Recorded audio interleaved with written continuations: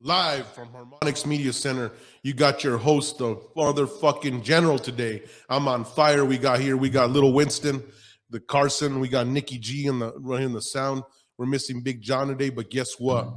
I'm really excited because we brought Joe back because our last week's podcast was so powerful that we ran out of time, and it kind of segued to another podcast and could potentially be a lot of podcasts. So just someone was talking. So the reason I'm so excited to bring Joe back on, because he's a true titan in his industry, but forget about that. He's a true titan in life. Today, we're going to talk about the fake people out there that are literally pretending they're the posers of the world and scamming people for money, scamming their time. You're putting into this and they really don't know what the hell's going on, right? And so I think one of the big things that in today's generation is that where do you go when you don't know what you got? And where do I go from here? And you got those questions, and Carson has something to talk about that. So, Joe, welcome back. Hey, thanks for having me, guys. That's good. Welcome, man. Happy. I know we left it last time a little open. Hey, this is the first part 2 with the guest, so it's pretty good. Means that podcast was on fire. But I'll kind of wrap into what me and you left off when I asked you the last question, which kind of sparked this. Is we're kind of talking about, Jack kind of headlined it as well, is going from people who are, for example, Jack and Joe, extremely successful in their industry, and the people in the industry who aren't so successful, and where someone getting into the industry, how they should do their research and finding a certain mentor, what's the right way or right person to learn from, things like that is kind of where we had cut off. So I know, for example, when I was recapping back to the podcast where we ended off is you were telling some of your story. You started out really young. You're putting up big numbers young in your career. And what's almost the expectation to people getting into the real estate industry, right? Or any industry in general, and what it costs for them to get those results. And maybe sometimes they'll go under a mentor and they don't have those results, but they think they're learning from the right person. You understand what I'm saying? So yeah.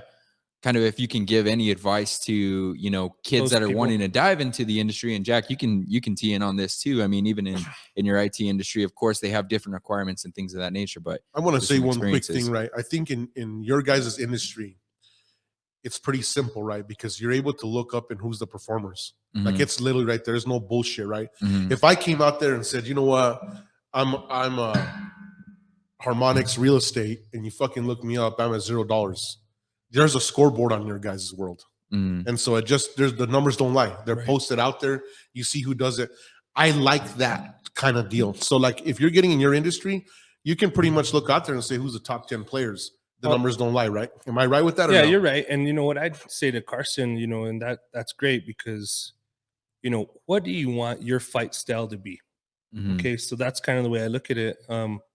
Is who somebody is trained under. Mm-hmm. Right? Mm-hmm. Like, so for me, if you want to, like, I like Karate Kid and I like stuff like that. Well, you'll know the difference between a Cobra Kai dojo and the Miyagi dojo, right? So when somebody works with the Maez Group or they get taught by me, then my style lives through them, right? So you got to ask yourself as a young person or whoever, if you're entering an industry, whose fight style do I want to have? Mm-hmm. Whose fight style do I want to have? Do I want to be known for this? Or do I want to be known for that? Like, and the cool thing is everybody has a choice. Everybody has a choice. Like for you, when you came to me, I mean, it wasn't easy, right? Mm-hmm. I mean, you had to work for it. How many times did you call and ask? And so, but you wanted that. I think you wanted that fight style, right? And look at how it works today. Right. I mean, it's pretty exciting. And I get a lot of energy out of seeing, people that I've mentored, be very successful. That's the difference between true winners too, right? Mm-hmm. Who do you want to work with? Somebody that truly wants you to win? Yeah. And that's one thing to kind of give my perspective on it from, I was in the position, and me and Jack were kind of having a conversation a little earlier where, I was that kid who was, 13 having anxiety about what I was going to do with my life. And I discovered real estate was a path I wanted to go. And funny enough, I don't know what it was, but I didn't know anything about Joe. I mean, obviously I was a young kid, wasn't in real estate at the time, and Joe was the biggest producing person. And the only person I knew in the industry was Tim Lopez. Right. Right. And I'll just say what it was. And I met with Joe and I'm like, yeah, I want to do commercial. I want to work for Tim eventually. And I said, I met with him. He canceled on me. He didn't show up. And, after meeting you and working with you, it kind of changed my entire game plan. But I really didn't know. I'll just be honest. I didn't know the true real estate numbers then, because that wasn't even something I knew was available Now to though, us. Yeah. But what my point is although I don't know how I came across his name, I did, but it wasn't like I didn't come across Joe Maez as the #1 real estate agent in New Mexico. But keep in mind, I obviously wasn't in the realm of buying or doing it. Exactly. It's not your field. So that's the point where I'm trying to get to is how does someone find that person? Yeah, exactly. How do you find the top without having to go through so much different things? Or let's say, for example, if I did invest in that, right, and I did go about that way, I could have potentially wasted a lot of years having this person try to teach me. A lot of that is business. having good, having good people around you, right? Who are you surrounding yourself with? I went to a party last week, and I went in there, and I kid you not, I'm in there, and it was the same old people. And I'm thinking to myself, I'm there, and I know this is going to sound horrible, but I was like the fastest dude in the room. Yeah. Is that a good room to be in? No. Like, there was nothing that stimulated me. But I want to tell you something. I'm step in when I say Carson, just before I forget this. Mm-hmm. I remember you mentioned me that name, and I was like, I don't know about that. I said, but the biggest player in the game is Joe Maez. I don't know if you remember me telling you that. Yeah, but that was also at a time where I think you and Joe, I think we discussed on the last podcast too, where you guys had gone to Monterey in Car Week, and then you were like, yeah, we're kind of rekindling. And you said, Joe's the guy to learn from. And I was like, well, I don't even know who he is. And it was one of those things. But regardless, even if we had rekindled, right, I still knew, like, he's killing it. So this thing about this, right? I'm not in the industry yet. Joe's a past friend. We haven't been in cahoots, but I'm hearing his name in the circles, right? Yeah. So I'm in the banking circles, right? And so, I own a big stock in a local bank. And I'm sitting there, and his name's always coming up. So I know that he's a performer in the circle of what I call the whale. Because you were almost hands-on seeing the production. Hands-on. So for me, that's why I was like, I don't know about those names, but I know this, right? So when I'm sitting there and I hear Joe Maez, and I don't know shit about real estate, let's pretend about that, and I'm hearing Joe Maez, Sandy Priestley, and I would ask him, I remember telling you, I said, are you close to passing her? And remember that conversation? And I was excited for him, right? Yeah. So when I was like, I said, I don't know about those names, but I do know this guy. And so I think that's where you're talking about, when you surround yourself with that right circle, that circle's not gonna, when you say, oh, have you seen this dog? Yeah. It's crazy as shit. I'm not gonna go off this, but I'm gonna give you an example, right? So I've had 4 dogs in my life. 2 out of the 4 have been a fucking clusterfuck. Right? And I always ask myself, like, man, if they ran away, I wouldn't really give a shit. You won't right? cry. You won't shed a tear. But I set myself this up, and I got to get through it. Yep. But I learned this. I thought I was a big dog guy, but after having 2 Shih Tzus in my life, I realized that that's the dog for me. Yeah. It doesn't shed. They're not a lot needy. They're almost like cats. And it's just a dog for me. So, like, for me, I'll forever be a Shih Tzu owner. Yeah. But one of the dogs that I bought is I bought a bull terrier. And I'm thinking, this is the target dog. And that sweet dog, a lot of ailments. I spend thousands of dollars because I'm one of those guys, when I commit, I'm in, and it don't matter what, to the end, I'm going to see it to the end. And then you hit me on that Catholic guilt part, it's just game over, right? So within that realm of what I'm talking about is, that's it. And so when you surround yourself in that circle, you're going to get that information. So Joe, step in, kind of like, hit on that. Well, yeah, it's like whoever you are who you hang around with, right? Right. And so by being in that circle, right, that was good, because then you were able to kind of at least get a clue. But I think people really need to do their research. Yeah, okay? Exactly. Like, it's like shopping, for something for the long term. I mean, because remember, this is going to either this type of decision, when young people are out there, or just young people into any different career, if you're changing careers, who you select is a big deal. And I think we need to start stressing that, because you can either get a really bad foundation or a strong foundation. So is it worth the research? I think so. Right. That's when you start saying, you know what I do, especially when I'm competing. I'll go and when I'm competing for a listing, right? I'll ask people straight up, like, who is your biggest competitor? Like, ask that. I'll tell, okay, let's say I'm competing for a listing, right? Let me bring it full circle. I'm competing for a listing, and the lady says, oh, well, I'm interviewing so-and-so also. And I'll say, ask her who the best is. Go to your agent and ask her who is the best, who has the best numbers and who has the best rep or whatever. And if they don't say my name, they're lying to you. And that's already. But if they say I am, then I think they deserve the job, because they're telling you the truth. You know what I mean? Then you got to make the decision. Yeah. But the truth is the truth, right? I remember one guy went on a listing appointment. I got a call from my seller. I was already listed, and the seller's like, hey, this guy called me up and he said he wanted to list my house. I said, well, that's impossible because we're already listed. But you get a lot of people that do that. They play dirty. And then the guy said, well, he said, I'm a better agent than Joe Maez is.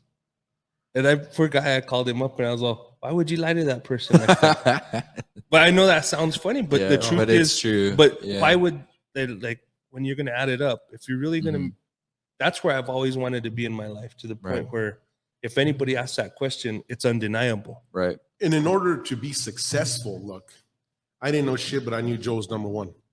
When I sell my houses or I got something, I go straight to you, right? What would you honestly tell me that I was probably one of the easiest clients? Yeah, you're easy. Right? Yeah, you're easy. But you're an easy client because you know what you want. And if you tell me do this and that, I'm gonna do it. And I'm why? Because you know what a professional looks like. Exactly. You know, you already know how important a professional is. Like, so if I need a certain attorney, I guarantee you, I'm not going to the subject matter expert. Yeah. Well, that's what I'm saying. It's like, I'm not going and I'm not going to go and say, okay, well, who just barely got into this? Yeah. To defend me. Yeah, because you should be going into something knowing you're hiring this individual and you trust. Obviously, if you're hiring the person, you don't know much about the field. So then you're saying, you know what, I'm going to hire the best of the best and 100% let them do their thing, instead of you trying to jerk the will from Joe and then it's throwing him off. And that's where I go back to you. And I know it sounded arrogant, and for me to say, hey, who's the best, right? But if you would have gone to another competitor and you asked 10 competitors of mine and said, who's the top dog right now and who's doing business right?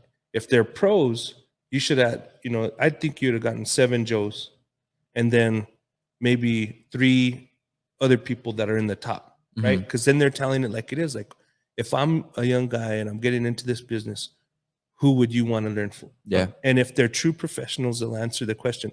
I think that's the way people should go about it. Right. Like, get a panel of jurors, if you will. Yeah. And say, you know what? I want to be a plumber. Who is the best plumber to learn from here in town? And I guarantee you're probably going to get, I'm sure there's one niche person that's just killing it. And then there's somebody's going to say, go to TLC. Go to TLC. Then, that's what I'm saying. Holy shit. But this is what I said. Assemble your personal board of directors. Your team. Those are the guys that are going to keep you accountable. And I've always told you that I got a strong personal board of directors. Like, they're freaking strong. And Joe, you're on one of the personal board directors. I was going to say, like, you'll call me up if there's a decision. You'll be like, hey, man, this is what's going on. And then you depend on me to give you the truth, right? To tell you, hey, Jack, I wouldn't do that because of this. Have you thought about this? Not be all, oh yeah, go for it. You know, go kill it. And like, we're a pros help pros, right? Yeah, because lions can't be out there by themselves. I've always told you that. We got to stick together. If I'm going to get a law question, I'm going to Brian Colon, our next attorney general, right? He knows his shit.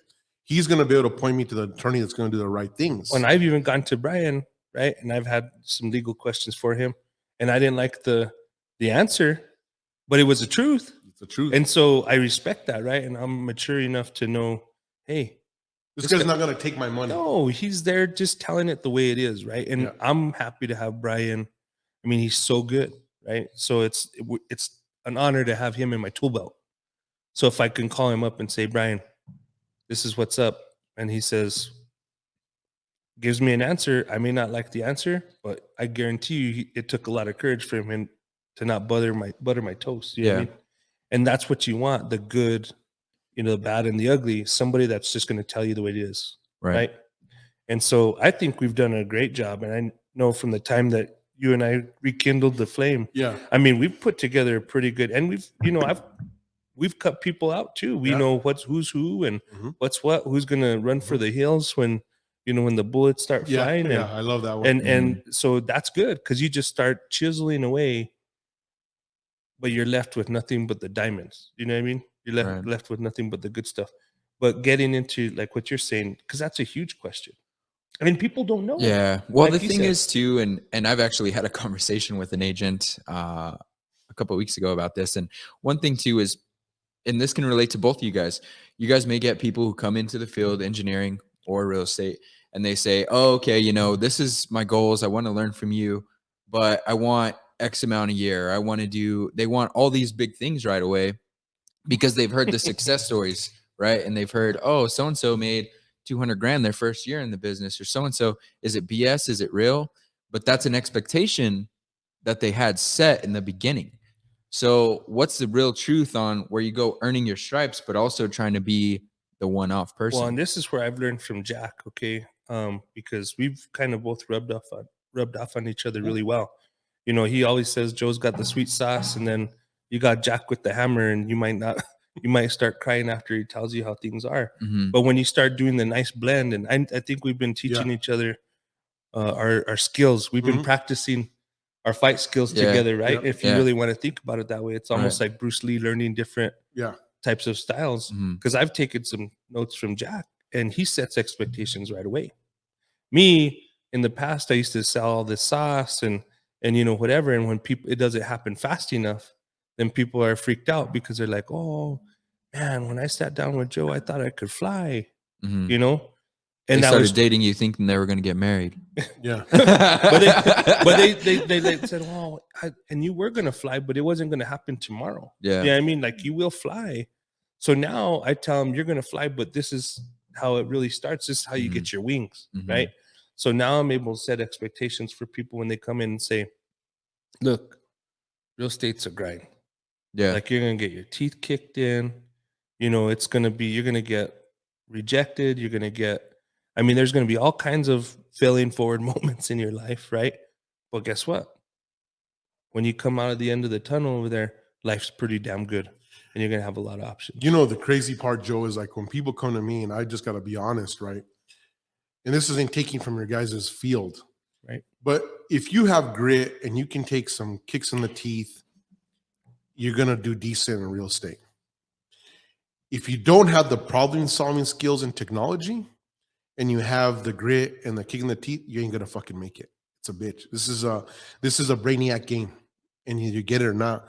And so I always tell people, how does your brain work? If your brain doesn't work this way, you're not going to succeed.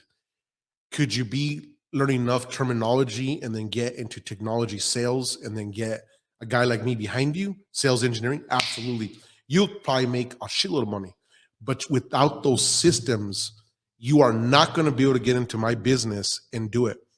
It's going to cost you $500,000 to $700,000 startup cost, right? And you don't even know if you're ever going to get it back. But that's where you invested early, right? Right. You came in at a good time. It's almost like pioneering during the gold rush days, right? Like, you came in and you had the pick and shovel, and now your gold's worth something, right? And so that's kudos to you. I mean, there's a lot of people that are entering industries just like that right now, that are still penny industries, but one day they wake up and they're going to have put in the work, like crypto, and like there's all these different things. Well, let's say this. How long have you been in your industry now, Joe? 22 years. Joe? 19 years. See? Well, and that's where you start getting it. So, okay. So today, one of my young brokers comes to me. He's been with me for about a year. He's part-time. I took him on because, number one, he had the guts to approach me, right? And then he dressed up. He was sharp dressed. I mean, the kid made a great impression on me. And I like that because when people, he's part-time, that's not normally my style, but I said, you know what? You know me, I love projects. I love to help people. So today, a year later, the kid, and I'll call him a kid because that's what everybody is to me at this point, right? Mm-hmm. And it's not even from an age perspective. I think it's almost mentally too, because I know we've had these experiences. Yep, we got some stripes. So, but at one time I was just like him, but I was so pumped up about him because he schedules his own one-on-one with me. It's not me calling him up and saying, "Hey, we need a one-on-one." This guy gets on the calendar. He knows how to get to me now. One-on-one. We have a one-on-one, and the guy says straight up to me is all right. Well, I really like it. I've learned so much this last year, but hit me straight. Tell me where what I can improve on. I mean, ambitious, but at the same time, I had to tell him, look, now you got it down. You closed so many transactions this last year. That's so much more than anybody else has closed. And for being part-time, that's pretty awesome. But now you're at the point where you know how the transaction works. Now you need to know the market. You need to know the money. You need to really get educated on how things work. Yeah. Now it's when you find, when somebody meets you for the first time, they should walk away saying, wow, I don't want to buy a house with anybody else but this guy because he knows his stuff. Like, you can answer every question. You can do this. But here's the hard part is that's going to take time. Well, and it takes getting a kick in the balls here and there to be able to go through that too, because I'll say it firsthand. I'm more of a person where if someone tells me something, I'm like, okay, and then I'll forget, and then I'll go through the experience and be like, oh shit. But it took that experience for me personally to be able to prevent it in the future. I mean, there's so much situations I've been through, similar stories to when you started, and they're like, well, what do you know? And I'm like, I'll find the answer for you. Hey, Joe, you know what I mean? But and then you call it was going through and getting the answer. So whenever those questions came back up, you were just battle tested is a good word to put at it, you know? And that's exactly what I told this young man. I was like, now it's about the reps. Now you have to be a student of the craft, right? Now you got to, not just learn you're going to learn from the experience, but now you got to go out of your way to learn about mortgages and really know the terminology and know the different programs. Know the construction of a house, know how things work, know the different inspections in and out. Becoming a true subject You're becoming an expert. And so, but year 2, you're going to get better. Year 3, you're going to get better. Year 4.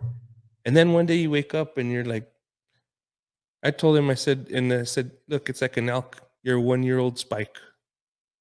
Yeah.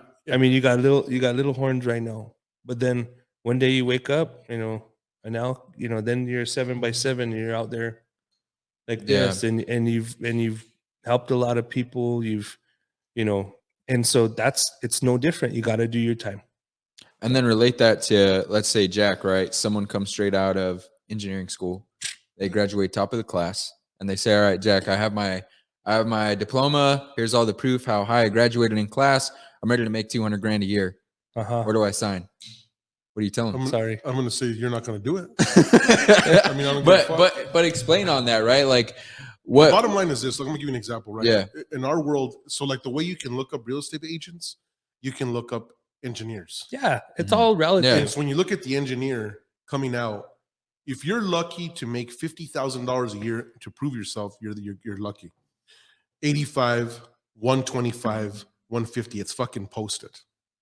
You go to Silicon Valley, same thing. You're posted 250. You're a CIO and so on. We laugh at the whole Sandia National Labs, right? Yeah. So the problem is where people come out is like, I'm like, can you build a server? No. Do you even understand architecture? Can you get me coffee? Yeah. But the sad part about my world is that like you get guys coming out of school and they really don't know what's going on. I said, I worked on apps. Yeah. And I'm like, well, that's cute, but the app world's dead. At the end of the day, I can't go to Joe calls. The ship has already passed. Yeah, that's a done deal. Joe comes in and says, hey, I built this office. I was able to walk in. I walked in minutes and said, dude, this cable's fucked up. Well, why? Because you've been through it. I've been through it, right? You've seen stuff. And I know at the end of the day, if you'd have said, no, it's going to be good for me, well, then I'm going to say, you know what? When Wi-Fi 6 comes out, it's not going to work. Right. The megahertz don't. But you know that because you see what's coming on the horizon too. I mean, you're a master of what you're doing, right? And there are masters in every different profession out there. They're there. And if you do the right research on finding those masters, then you got to go to them. And then some people breaking it down. So let me add something that you've touched. Okay. Mm-hmm.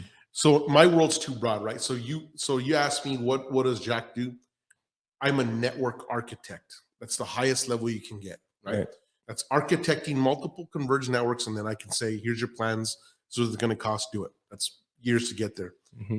In Lucent, they call it converged engineers, right? There was at the time when they were building, there was like 14 in the whole world. Mm-hmm.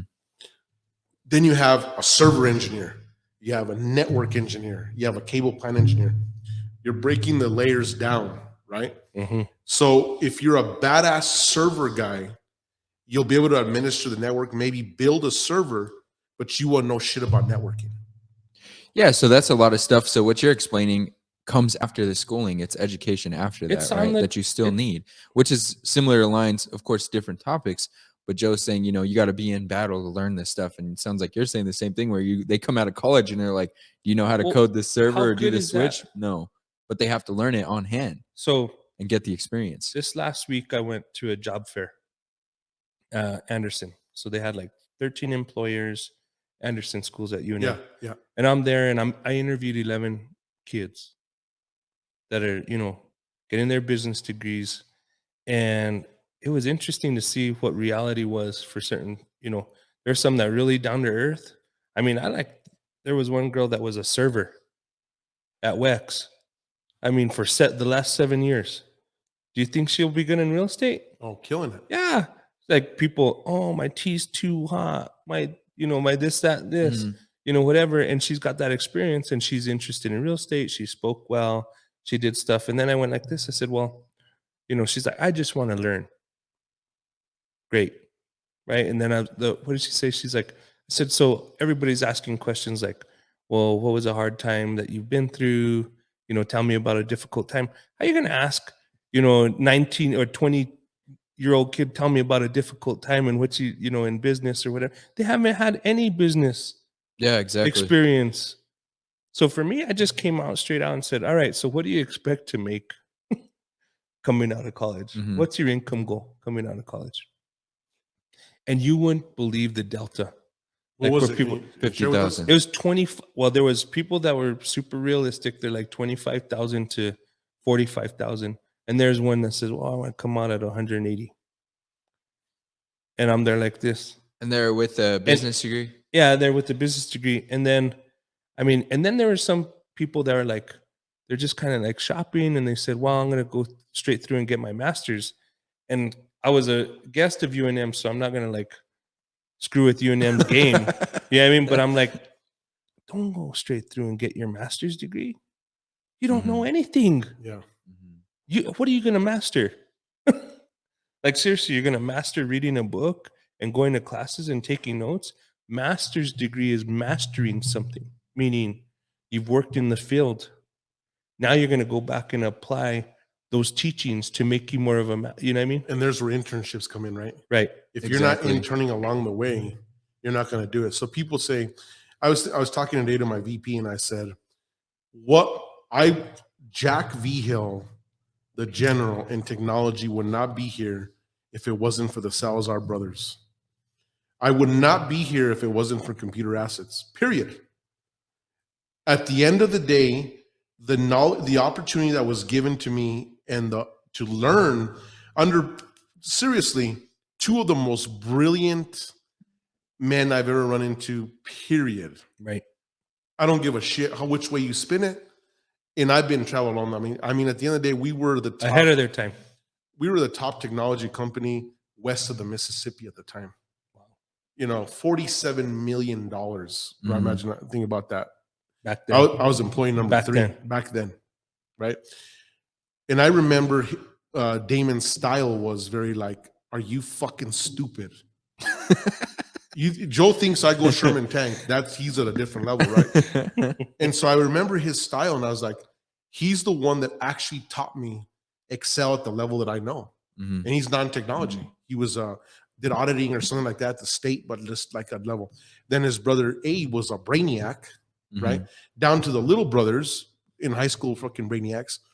And so I'm sitting there, I'm literally amongst titans in the industry, just honing myself and then saying, go figure it out, go figure it out. And then I was such a titan.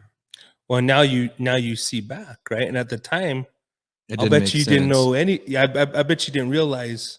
You know what's crazy? How I did. You did? I didn't realize it. I realized that I was a titans because what's crazy about us being next to the laboratories, you're next to very smart people. And I remember when I was in school, one of the advisors said, you need to meet this guy. He's a chemist. And he just dropped out of fucking chemistry to go write software. And I'm thinking, who the fucking writes software out of chemistry? And he's writing this software. And I'm talking brilliant, right? Right. And then I'm meeting with scientists, and then he's briefing them. See, that's a skill because, like, I'm like Carson. I didn't know who I was around until later on. Like, I was like now, like my godfather and just different, mentors that I grew up as a young boy. I know how blessed I am right now. Like every day, like now that I'm an adult and I'm like mature enough to realize who is a gift in my life. Now I'm like, wow. Well, you look back on the things that they taught you, right? Or when you were starting to encounter life and you have a value that a certain mentor or whatever it is taught you, and you tackle that at ease, that's when you gain appreciation. At least that's when it was for me. Well, I'll tell you, one of my biggest mentors, I'm golfing with him next week. And I just texted him out of the blue. I saw our old corporate office and I was driving by, I snapped a picture and I texted to him and said, love you, man. And there's literally the office that we used to sit in. He used to train me how to sell at 5 a.m. I took a picture while I was driving down Jefferson and send it to him. It's love you, man. And he's like, I love you too. And, he's in Colorado. We just started like going crazy, but I had to pay him his respect. Yeah. I hadn't texted that guy. We hadn't chatted in over a year. And I text him that and he messages me back and we're going crazy. And he's all, I'm coming to New Mexico next week. How weird is that? And I said, we're golfing, put it on, like we're connected. Right. But at the time, he was so tough on me. Like that was the one guy, like if you made one mistake, he'd fire you. It's the truth. That guy, like he fired people on the spot, man. And he was tough. And there were some times where he kind of pissed me off. Well, it's those ones that you hate. But I still you end up loving him. But he's he was like a father to me. Like thinking back, like, this guy he was tough. He was very interesting to work for. But like, I love that guy. Yeah, and I had to give him love. I had to give him some love and just say, man, I love you and I text him, thanks for believing in me. And he's all, you're welcome. But I'm looking forward to it. Right. But like, I know what he did. Right. And I just took what he taught me and moved it to the next level. But at the time, I didn't realize how lucky I was to have somebody like that. There's a lot of situations. I think in situations like that, right? You're thinking about this, and I've told Carson this. I never wanted to start my own business. I was at the top of my career, killing. I've told you this, and so when I was at the point, I was literally forced out into the industry. Right? I felt like LeBron coming out of the team. It was a heavy situation. and Your contract was up. You know what I'm trying? Seriously, right? You look at that. But at the end of the day, I was kind of like shell shocked, like, holy shit, right? Because one thing I think with me is once I'm on a team, I'm not looking for the next team. I don't even care if that team has 10 points or you're playing to win. Yeah, I'm playing to win. You're playing to win. Yeah. I'm always playing to win, right? And I think that's what's wrong in today's world. Everyone's trying to jump ship without even knowing what the fuck they're jumping into. They're leapfrogging. They're stepping on people's heads. That's what they're doing. It's like, that's what's happening today is people are stepping on people's heads. And, the term savage, they're taking it to a whole new meaning, right? And people do that because that's human nature.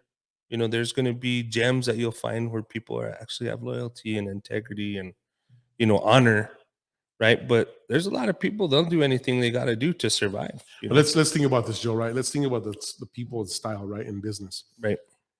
People, if you come with an intention and I know, and you said, I'm going to leapfrog the gen in my world, how do you think my reaction would be?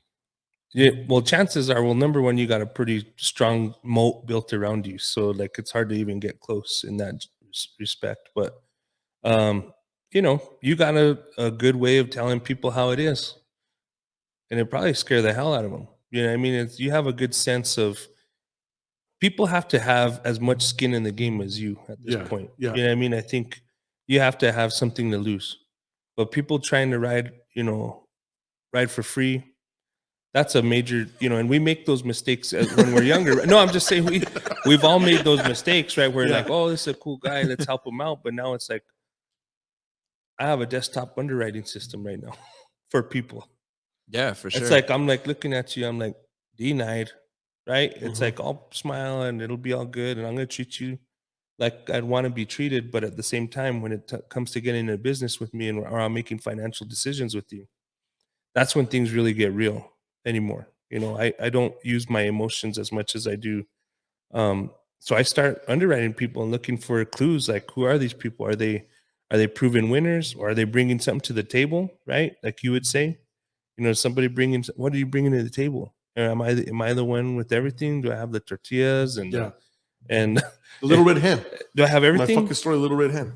Right? Am I bringing everything? And this guy's just like bringing an appetite. You know what I mean? Like, you know, like, but that's what it is, you know? And so you get really good about realizing who the players are or who's going to bring value. That's what I always tell people too, is like, ask yourself, you know, especially when the roles reverse, because, you know, 19 years later, when you're doing good, now you're going to be making hiring decisions or decisions on who's going to learn from you. Right. And now you got to ask yourself, do they bring value to you? Right? What value do people in your life bring? Whether it's your spouse, whether it's your, you know, whatever it is, like, what's the value this person is bringing to, are they going to suck the life out of you? That's what, like, holy shit. and me, I'm a victim of like wanting to save everybody's life. You know what I mean? Like for me, it's like I see somebody in distress, so that, oh, let me put on my cape and go help somebody out. That kind of stuff got to stop. You know what I'm saying? It'll take you, and I think one of the things, and going to that is like, so I'm going to touch a little bit of what I was this on Sunday. I'm watching Calvary online, and Heitzig said something powerful, and he was talking about work, right? Right. And how work was really something that God passed down to us, so that when we, and I figured this because I never could answer this question, right? My grandpa was like, you need to work because that's just the bottom line, and you got to work out all the time. And so I didn't know what. An employee one time asked me, he says, what do you like to do for fun? He's like, on the weekends. And I said, I like to work. And he thought I was kidding. So he comes over, and I'm, you know, you'll catch me freaking doing lawn work or digging holes or doing my next shit. And I was thinking about this. And so Heitzig really broke it down. And he pretty much says, when you build something, how do you feel after? When you clean your house, it makes you feel like, wow, I did something. Or you do the garage. And what this society has done, and what you said, two things that I want to really, really touch on. Savage and work. And this society is really making it out that working every day and being savage are like bad things. So let's touch on one, right? Work. I don't want to work for anybody. I'm going to work for myself. I'm going to do this. And I watch this stupidity, and I'm thinking, how in the fuck are you going to be an expert on your own? Who are you going to teach? And so I just who are you fooling? Who are you fooling? Like, you know, number one, it's like it should be a criminal offense to be a faker. Okay. Yeah. Like, I mean, it's true. Like, it should be a criminal offense. It's like, I think there's a word. It's what can we lose our real estate license for? Fraud. Yeah. I mean, that's what it is. Like, how can you go out there?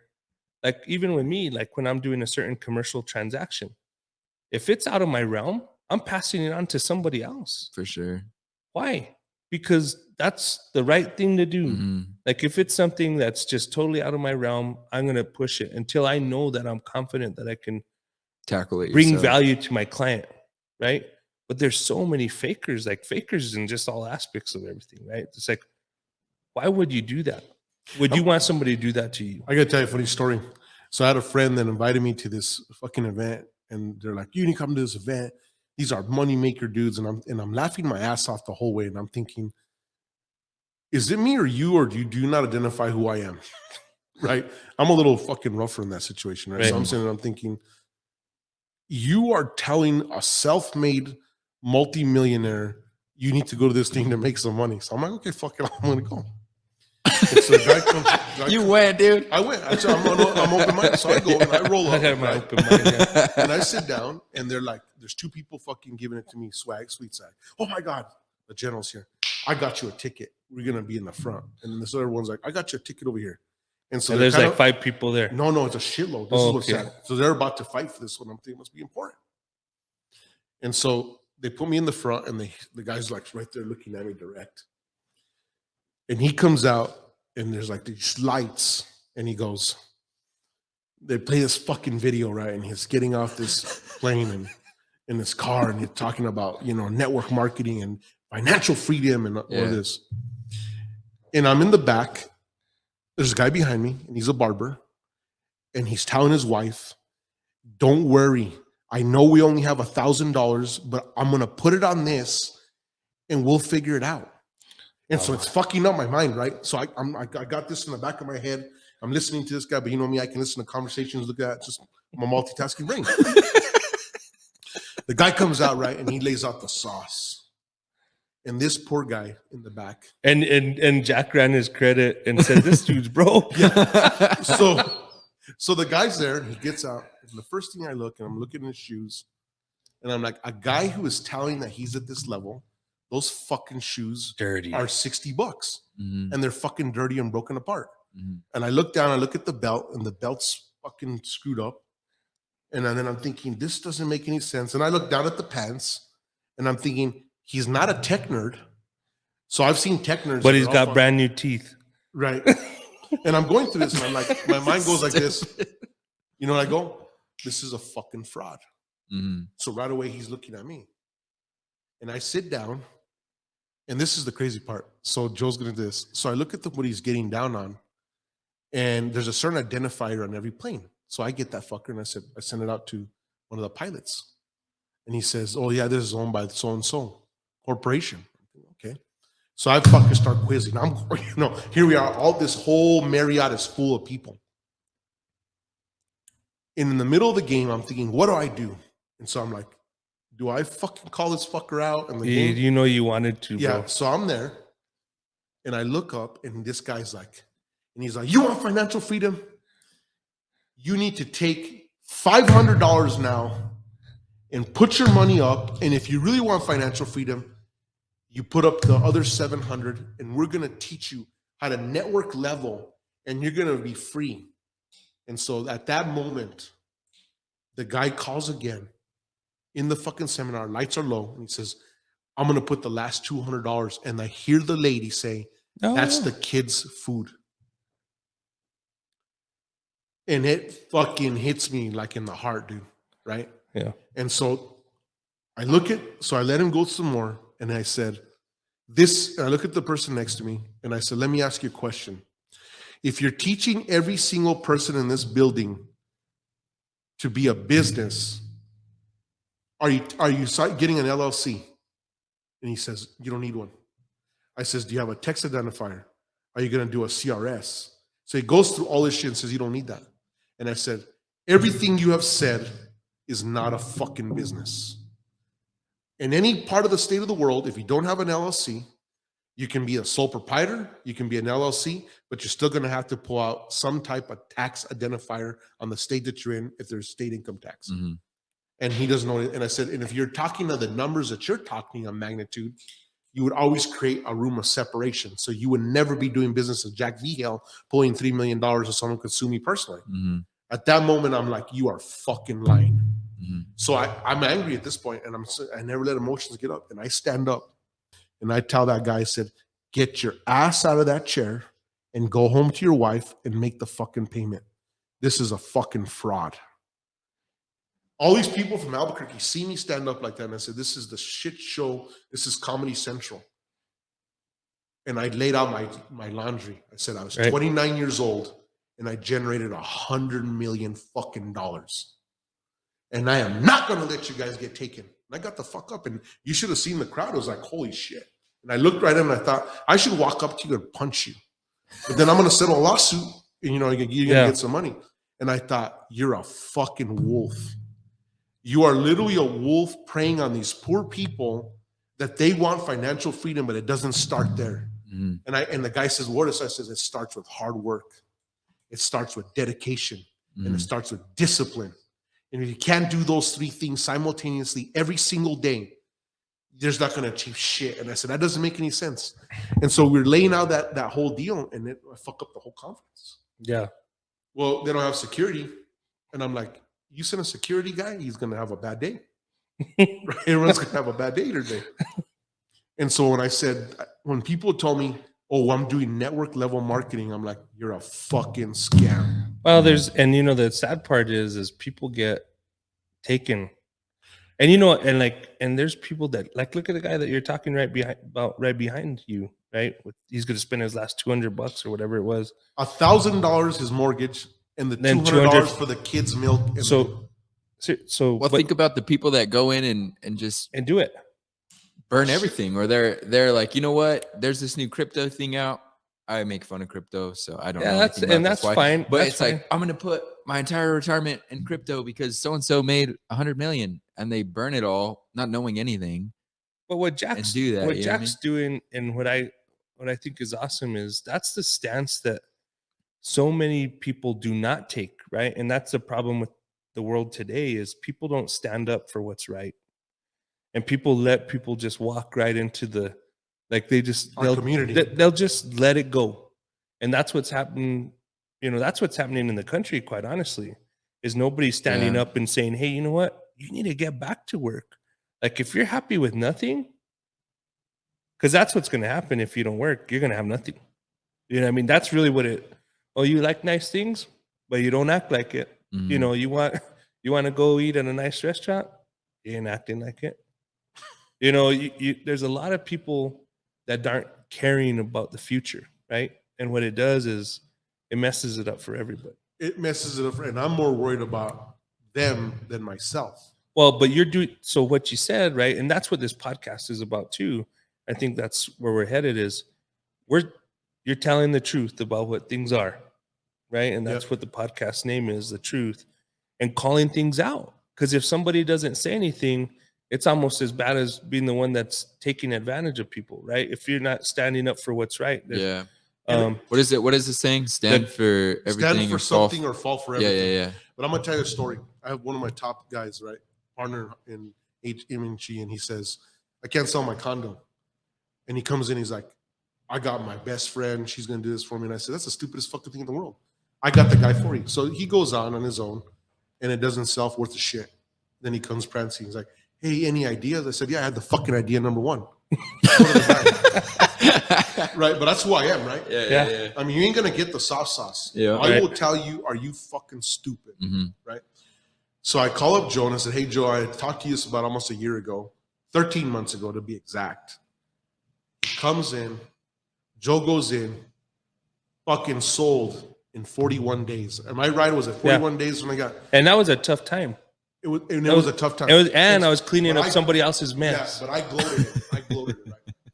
And he comes in, and he got the money, and it was like where it wasn't we're going to take a loss. Yeah. And Joe was coming. I trust him. Right? He comes in. He says, "Whoa!" And I fucking put my chest down. And I said, "You know what's funny?" I said, "The reason I'm out where I'm at, if I told you he's fucking number one, he's number one. Mm-hmm. I don't give a shit if you're going to sell me a story about your neighbor's friend does real estate. That doesn't mean shit to me. When I look at a dirt company, if you're not Michael Montoya or Guzman, you're not a fucking expert. I don't give a fuck." Mm. Michael Montoya, them are working on I-25. They're working on these big old monster parking lots. Epoch on the base. That's it. But they're also big enough to stand by their word too. Correct. Like at that point, like if they make a mistake, they own it. Yeah, they own it. But the thing is, I'm not saying the guy with his one skid steer can't grade your yard. But I'm not saying that. But if you're gonna build a building of a monster fucking magnitude, you bring the experts. I'll give you a funny story, right? So I've got the big garage going on my house. I'm redoing the whole fucking thing. And I said, I'm going to go 2 stories. And he said, well, I got to dig out the ground and do A, B, and C. I didn't fucking know you had to do that. Yeah. Because we got to get to this level. Mm-hmm. But he's like, and then we're going to get to the road. I take the whole fucking road out. He says, I'll do it. But that's what I'm talking about. He knew You're what paying to- for that expertise. he knew what to Yeah, do. You because know what to do. If someone you didn't who over excavate over there, you'd have been in trouble. well, you would have. Could you imagine the cost it would have taken if you didn't have the right person in there? And they say, "Yeah, we'll just do the 2-story," and then the next thing you know, it's sinking in the ground. Yep. Then you gotta take everything down or Oh, that's your a fucking foundation. disaster. You lost all your money. There's no taking money down. That's a disaster. Mhm. Yeah. This is what I tell people in networks. I don't know how many times I've gone in, and I got my buddy. He knew it, and it's so fucking stupid that I'm like, you put the wrong fucking cable in. So I don't give a shit what electronics you put on the other side. It's never gonna work. Mhm. And I said, because I'm gonna prove it to you mathematically. And or there are people say, oh, I had a guy splice it, and I'm thinking, oh my god, that we just left the building. Yeah, but that's experience. That's experience. You know, that's what we're talking about is going to people that have the experience. Pay now or pay later. Yeah. Oh, that's it. You're gonna pay one way or the other. You know, it's gonna level itself out. It just does. It's either now or later, Mhm. right? And then, you know, this crazy part is like I've learned in this, like, you know, I had a big old patio done, and the guy knew what the fuck he was doing. And he's supposedly been prep it up, and he's like, and then I had some cracks, and the guy's like, well, shit in the valley because of the caliche and because you're near the river has to be done differently because of this and that, versus I fucking do it in the heights. So all the shit he did in the heights didn't go down. All the shit where there's rock, and it makes sense, but you got to have that expert in that. What the fuck do I know? Where I come from, I live in Penasco. You can dig 1 inch and you're gonna hit rock. Yeah. There is no compaction. Yeah. Right. But that's expertise again, you know, and that's the same thing too. You go to people and you might think you have a big old problem, and the expert tells you, no, it's not that big of a deal. Yeah, But you think the world's gonna, yeah. you know, you think it's over. I've gone into people's places where they're like, oh, it's so bad, and I'm like, all we gotta do is this, and they're thinking they had to spend like 30,000 or whatever. And me, you know, if I was anybody else too, that's where the expert just tells how it is. Just say it's a $2,000 fix. You're not a crook. No, Well, you're not looking at an opportunity to take somebody. Well, it's exactly going back to the conference story that you're talking about. You know what I mean? good The people. who are, yeah, the person who was looking to take people really didn't have the results or the expertise that, for example, No. you would. No. And that kind of leads to a question that I have too, is what do you think guides those people rather to listen to the way Joe said, the fakers? Being desperate. Disparity. If you make deals with the devil. Look, when I left CA, Desperate. right? That's a good word. And I went to, That's a strong word. Yeah. Desperate. Desperate. Desperation is why people make bad decisions. look, you said this, but I'm gonna tell you something, okay? I left there, went to SCCI, Mhm. made a shitload of money, came back. I couldn't get a fucking job. Nobody would hire me. Yeah. They were like, your tax returns are too high. And they're like, you're going to use it as a stepping stone. And so I'm like, fuck, Home Depot's going to hire me. I'm going to tell you the story. I've got Yeah, this story. But I wasn't desperate. So look, I had built the house at Pasquale, put all the money in it. Fuckers paid for. I'm sitting on $500,000 in the bank, 350,000 in my savings, 150 in my checking account, and then I had my fuck account. I called it, right? Mhm. I'm not desperate. I go to Red Lobster on Fridays. I buy the ultimate feast and I split the plate. And now I have my meal for Saturday. That's just who I am. Mhm. Right? So I'm not making deals with the devil. So when people come in and say, take this job, I want you to do this, and I'll be like, no. When you put yourself in a desperate position, you're going to make desperate decisions. Well, then it leaves for the savages to feed on you too. Well, So and this then is it's the word about mistakes. savages, right?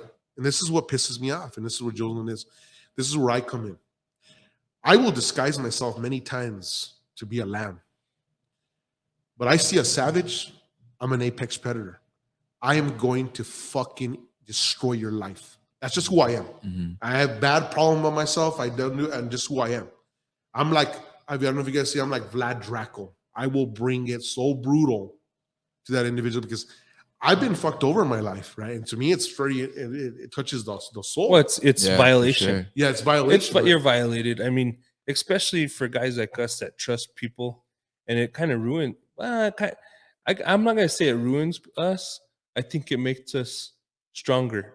You know, It does, like, but it's it does. It ruins. What it does is that the trust. happy-go-lucky, and you're. I Yeah, call yeah, it the I joint. get it. It fucks you up, right? Well, yeah, because it's hard. Like I remember because dude, you know me. I love helping people.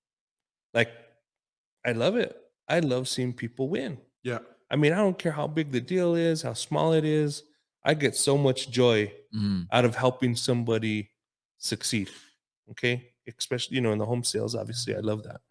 But just in general, I mean, I could see somebody on the side of the road, they had trouble. I barely met them and I want to help them, Yes. you know? Yes. Mhm. So my joy is out of helping people like make money, right? But there's so many people that are just like the polar opposite. You know, they just don't want to do it. Like I want to save people money too. You know, it's funny, Joe. I'm not going to mention the guy's name, but I hope he listens to this podcast because he always laughs at this story. We're friends now. I had an individual approach me in real estate, and Joe at the time knew I was a monster. So people would come in to do investments in real estate to back them up as the bank. Yeah. Guy comes in, he says, "You know what? I all our friends say you're the big dog. This guy, he's fucking stroking me. You're not going to stroke me. I'm not an easy sell." So he takes me up to Corrales. I'd already bought the property. The Lenzer family became good friends of mine, and I was like literally banking them on the background, right? And so he's like, "I got this monster property in Corrales," and he takes me to the Chamizos. So I'm looking at the fucking Chamizos, and he's like, "This deal's perfect for you." And he's like, "It's worth this." And I look at him, and I remember looking him right in the eye, and I said, "You must be a stupid motherfucker, huh?" I said, "Because if you'd have taken my money and screwed me, how do you know you'd have the opportunity to Sell enjoy again. it? I'll break your fucking legs." Mhm. And that's how crazy I was back then. No matter Mhm. how much success I was, I'm like, I will fucking break your legs. Mhm. And you're not gonna walk. You're gonna be, you know, He like tried to sell you oceanfront property in right. Arizona. And he looked and he freaked out. And I says, "You know what's funny?" I says, "You're lucky it's not another guy, and you find yourself in Ukraine in a warehouse, Yeah. and they're peeling your skin back. Right? That's shit that could happen." Hey, so that right there, the opposite side for me, right? Right.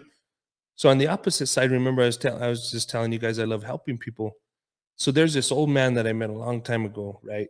And me, I didn't have the money when I was a young broker, but I know investments. So I was gonna make this guy $1 million, right?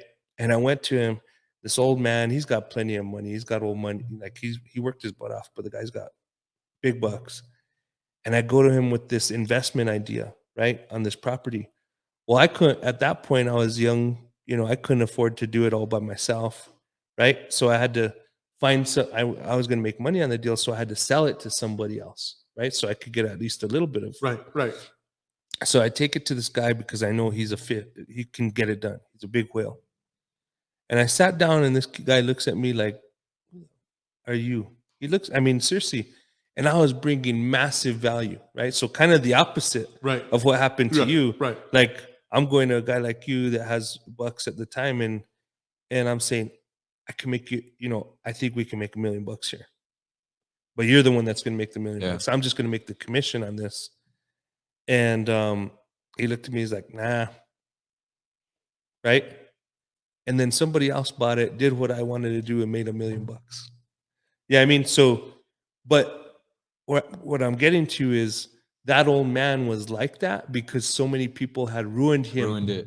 ruined He had his probably trust. been scammed. Yeah, he had been scammed. He had been somebody tried to sell him some stuff out in Corrales in the Chamizos, like you're saying, and he's like, here's another one of these guys, Yeah. trying to make me some money, right? Exactly.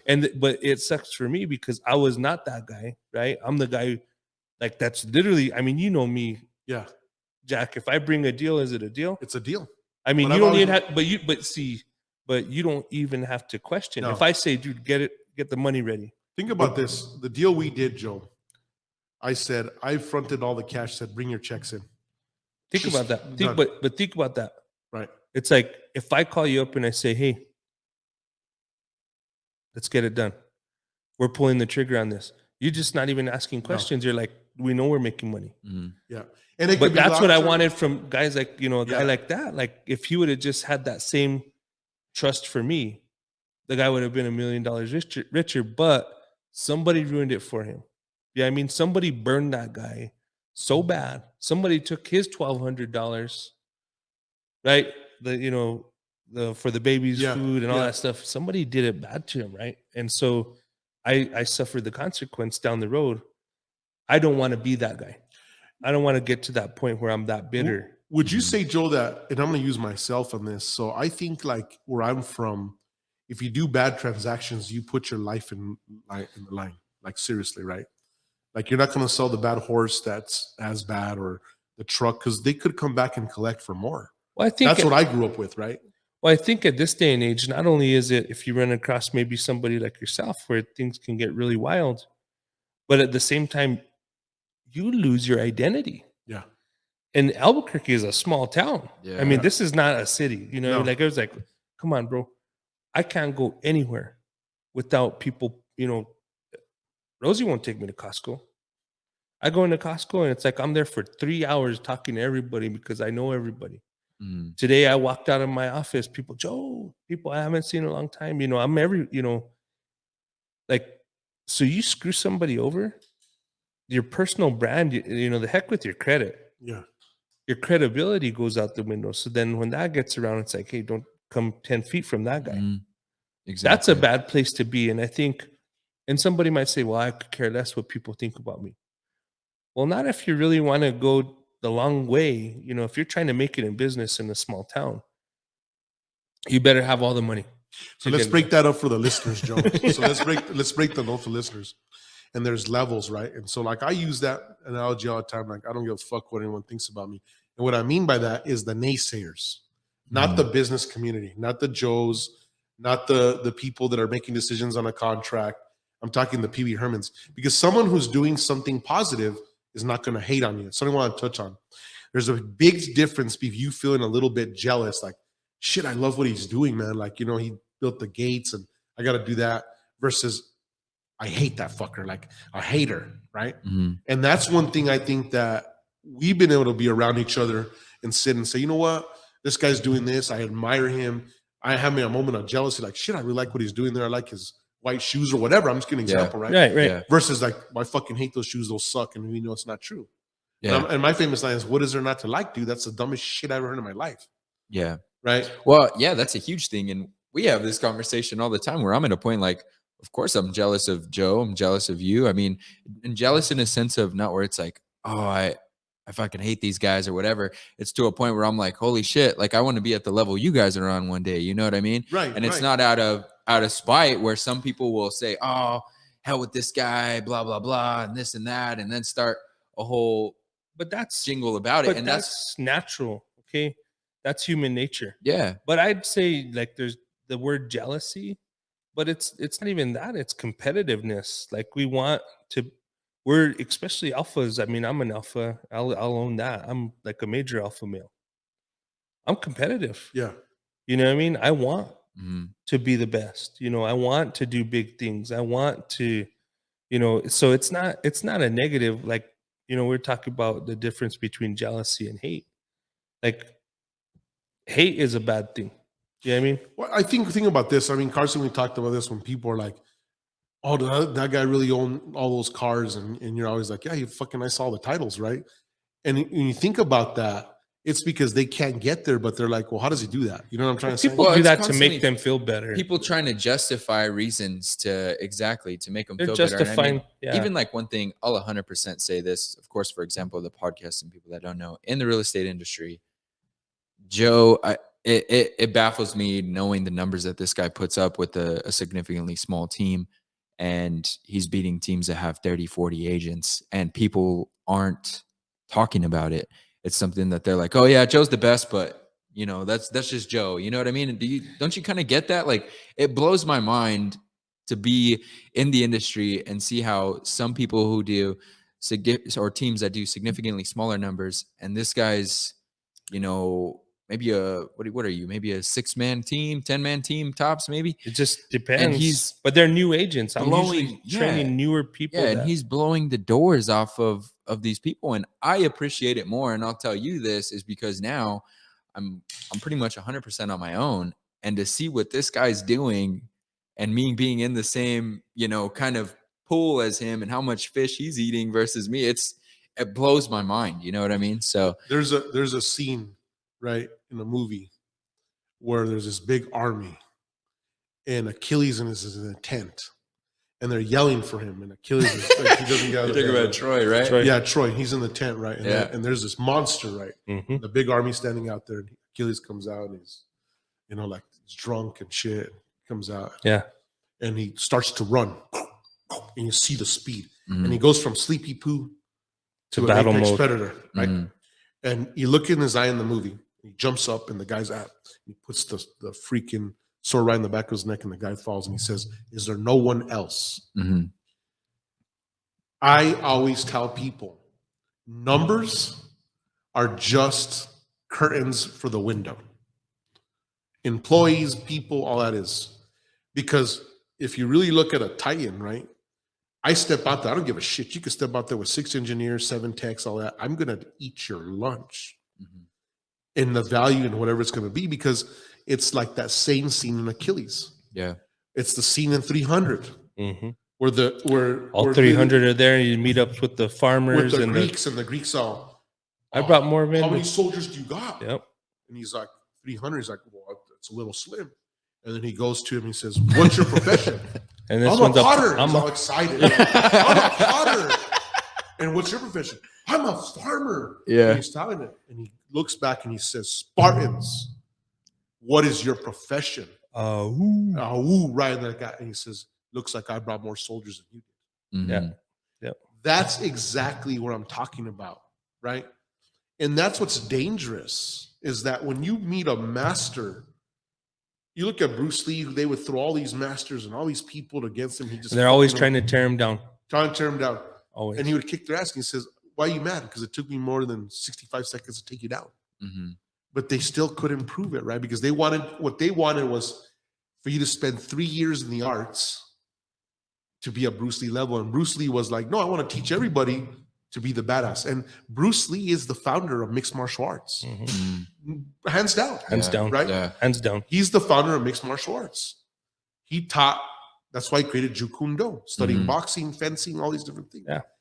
We are the Bruce Lees of our industry. And we're training people, giving. Do you think Bruce Lee was afraid of who his competition was going to be? No. Never. If he was afraid of that, would he even taught wouldn't people be- how to be badass? Look, I'm going to share we something wouldn't be personal. talking with you about him guys. right now. You know what I mean? Right? I'm trained. I'm going to send a shout out to this guy. His name's Eli Gibbs. He's a fucking beast. 55 years old. Has won every single bodybuilding competition. And the reason he got into it is because they challenged him and said, "Well, how can you train me when you never competed?" The guy was like, "What?" Big time Air Force guy, 25 years. I mean, this guy's he's there. He's got some time. I walk into this big time gym called Optimum, badass. I see this dude and I'm thinking, holy fuck, this guy's, there's no joke. There's nothing to talk about. Mhm. And so I'm sit down with him and I said, "I'm sold." I said, "I'm going to start." And he's like looking for, so I'm going to train with you. And I said, I'm not hiring you for a personal trainer. I'm going to train with you. Yeah. He comes in, he's like, "Okay, cool. I can do it. Can you do this?" I said, "Oh yeah." I'm coming in. I said, "I'm fucking out of my prime, but I'm going to put my work in." I get in there and I'm fucking just pumping it. You know what I mean? Mm-hmm. And it's like there. And I told him today, I said, "You know what, Eli?" I said, "I'm very thankful for you." That's why I says, because I needed you to put a big fucking mirror on the wall to show me that you're 55 years old and I'm fucked up. And he's like, "What?" I said, "Yeah, I'm fucked up." I said, "How could I have been one of the most elite physical specimens that New Mexico had seen to let myself to above mediocrity, but not there?" And I said, "You have no excuse." Mhm. At that moment, I said, "That's why I surround myself with people that are better than me." Mhm. And I said, "But I want you to know one thing." We went out to work out, and there's these young guys.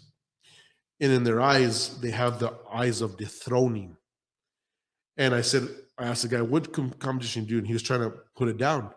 And Eli laughs and he says, "You know what? I beat out their whole team at 53. And the guy was like trying to say the team was big. And I said, "But one thing you can count about me," as I said, "is I always pay homage to my teachers and my masters, and I'm never there trying to dethrone them. No matter how strong I get, I'll never be there and be like, 'Hey, can you bench this?'" Never. My masters have always known me to be a very respectful student. Mhm. I mean, it doesn't even cross my fucking mind that if I'm in there and I'm fucking throwing up the 400s again, and he's there, I'm not going to be like that, because I'll be like, "Without you, I wouldn't have gone here." Mhm. And I think he needed to hear that. Like, he walked away like, and that's not my mentality. Yeah, because people don't get that either.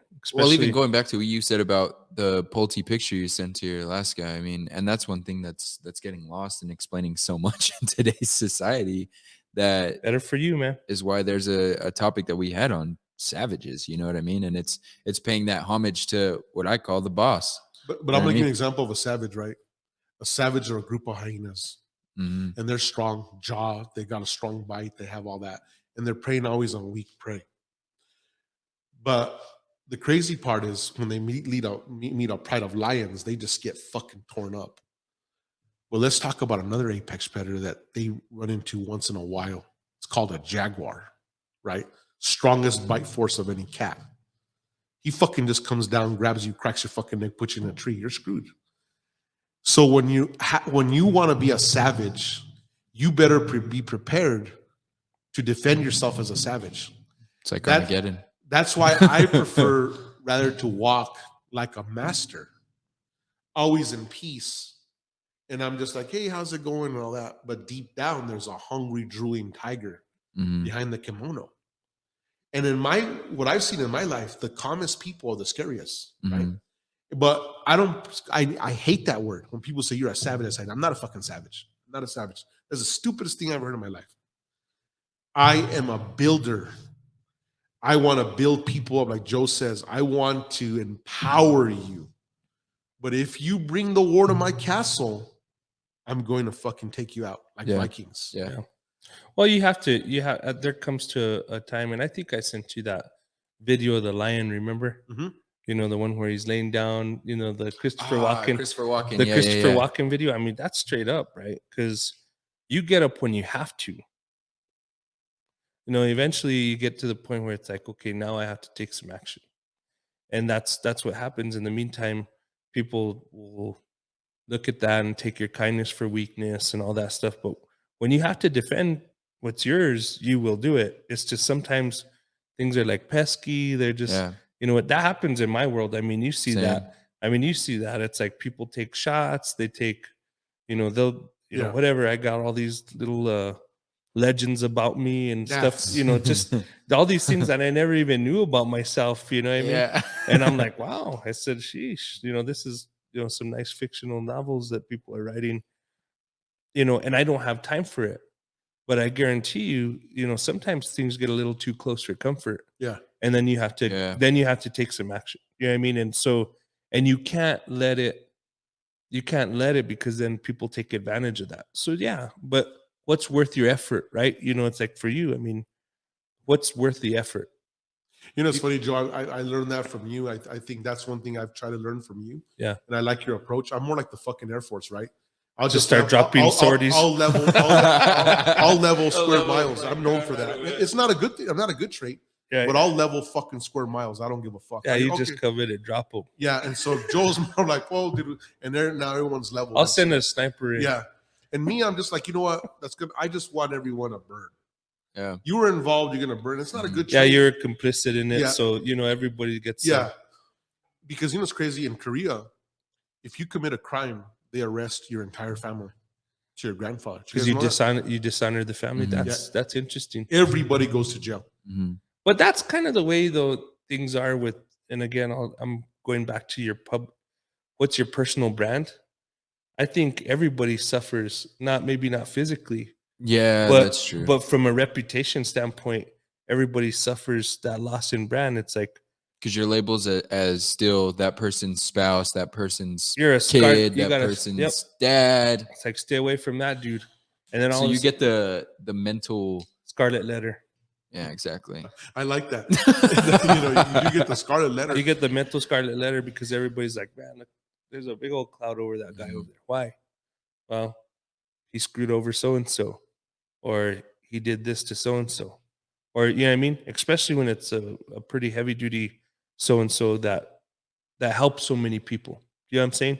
Then yeah, people will come to your battle. I think, Joe, the situation like with us, even knowing, like, I think I tell people, be careful what you say about people that I care about in front of me. I'll just slam you. Like, I'm known for that, right? Like, so people don't kind of like, I'm kind of like Rosie, right? And even Rosie, even you guys knew me when I was back at the Atlas gym. You know, if you kind of ran your mouth too much, you were going to get popped. Like, that's just who I was. Can't do that now. and I'm just getting too old for that shit. But I think the situation is like I've never lost my character and who I am. Like it's kind of like hasn't changed. And that's why I've always felt my natural state versus who I perceive myself is online. So I'm never tired. I'm like never tired. I'm like, this is what it is, and it's good. Joe's the same way. But you gotta admit, bro, it gets a little bit tiring sometimes, right? Having to play above board. You know, What do you mean? no, I'm talking about, take the high ground, take the high road. Yeah, it is. I guess It gets, I'm not in course of the labor, but for example, the other day I had you've lunch. taken the high road. I've had lunch with someone, and they're like, "Yeah, I was meeting with this person, and yeah, they said you're an asshole."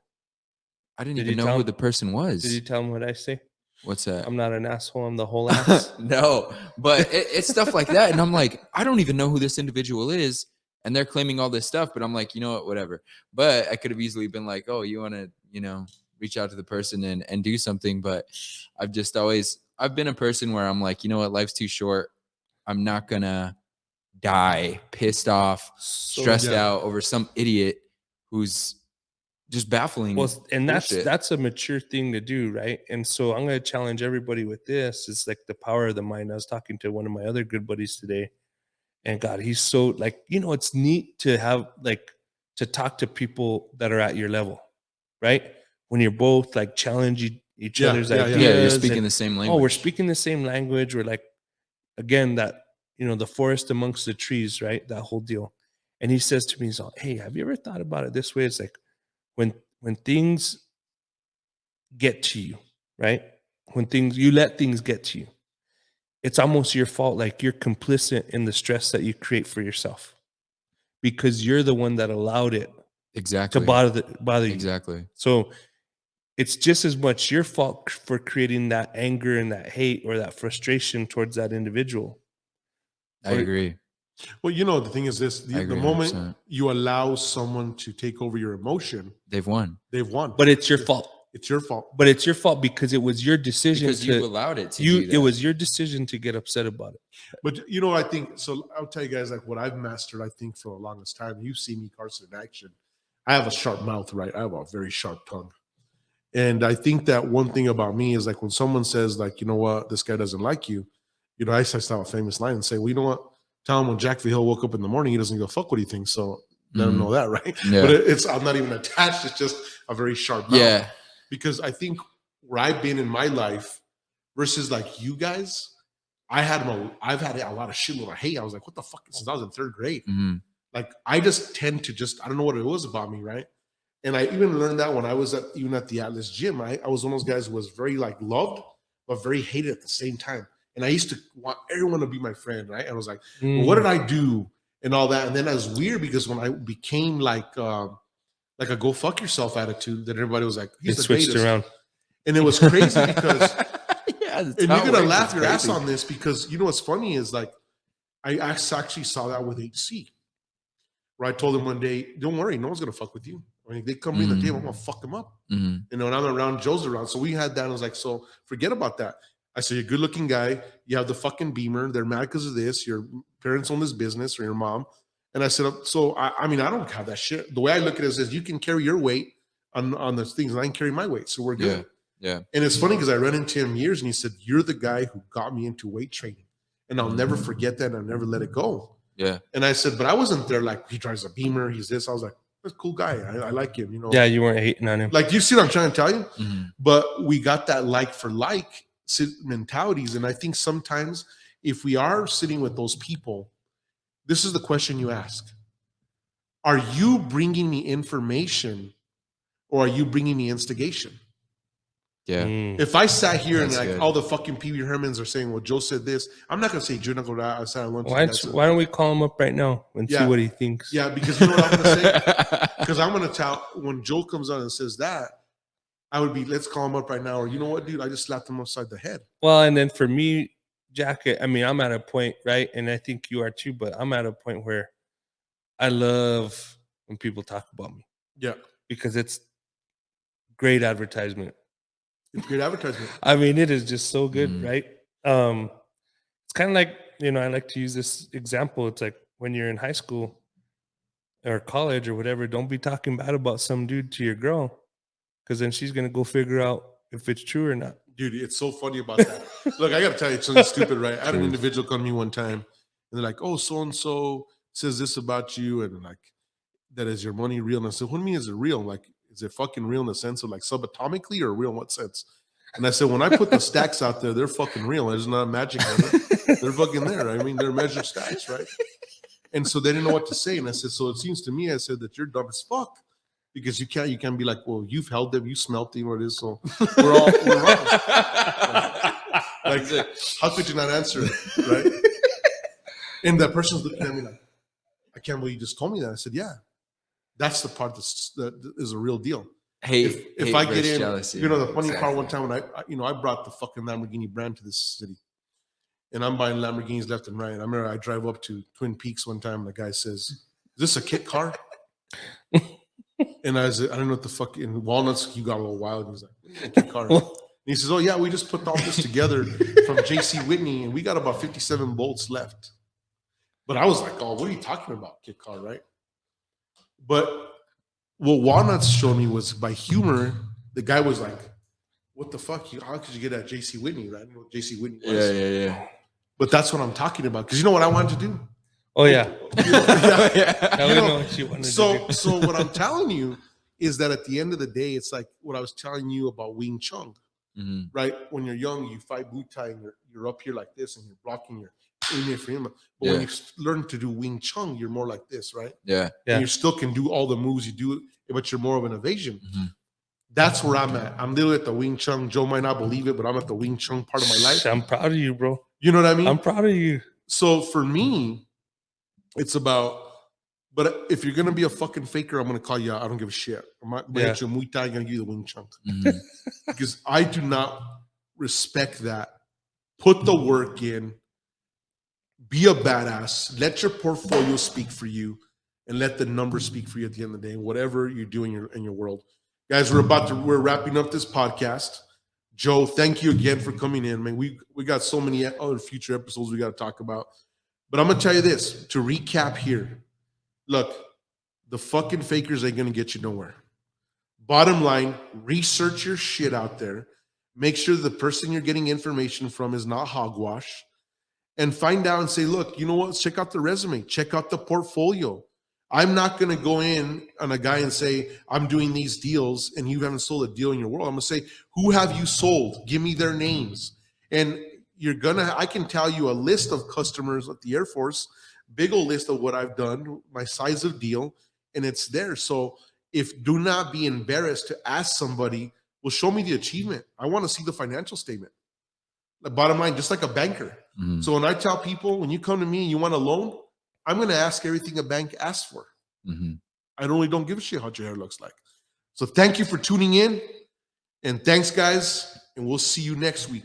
Yes, sir. See you guys.